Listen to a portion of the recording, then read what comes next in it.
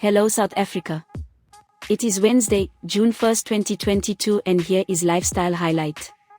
Jerusalema singer Nomcebo Zikode splashes 2.1 million rand on new wheels. Things have been looking up for Jerusalema singer Nomcebo Zikode ever since the song made waves across the world almost 2 years ago. When she isn't shopping in Dubai and meeting world-renowned football players, she's spending millions on cars that many of us can only dream of owning.